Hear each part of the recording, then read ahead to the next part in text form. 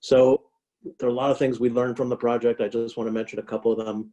Eli touched on some of them, just how global the innocence movement is. And even though we come from different cultures, legal systems, a lot of the challenges are the same. I mean, it's kind of amazing to hear about a case in China with jailhouse informants framing people. The value of regional and multinational work as opposed to just U.S. China, for which there's always some political undertones, but having folks from other Asian jurisdictions really helped make this more of a problem-solving, sharing type of program. We took a lot of time to listen.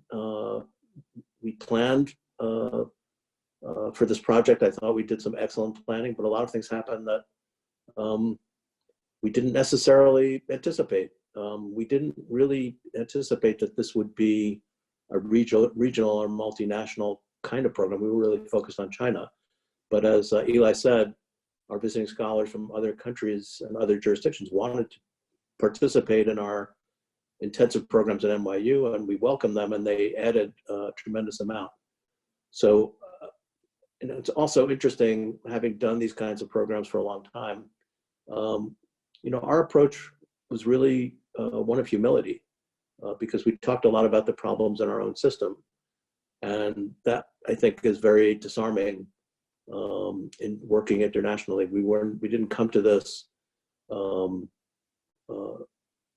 with the idea of challenging or attacking or criticizing other systems. We really came at it from the point of view that we all have things that we could do better.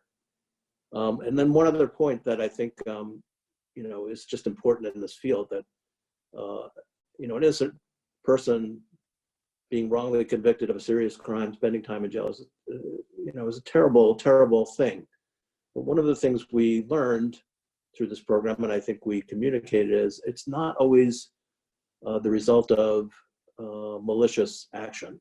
That a lot of miscarriages of justice occur simply because police, prosecutors, courts, juries have been doing the same things mistakenly for a long time. We relied on eyewitness testimony as incredibly reliable until we found out from social science that actually it's not very reliable. Same thing for confessions. Myself as a prosecutor, if I had a confession in a case, of course I would argue, why would an innocent person confess to something they didn't do? But then when you see hundreds of cases of people whose innocence has been established conclusively, and yet they confessed, you have to ask, is there something wrong with the way police are trained to interrogate people? So these are just a few of the lessons learned that I wanted to share.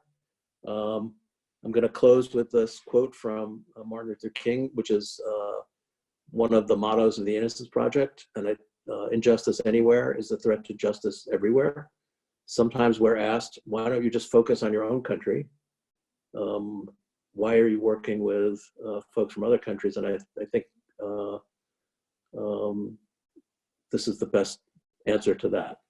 So I want to just conclude there and then open it up for questions and comments. I'm just going to roll through some other photographs. This is just the closing ceremony. We had the first conference.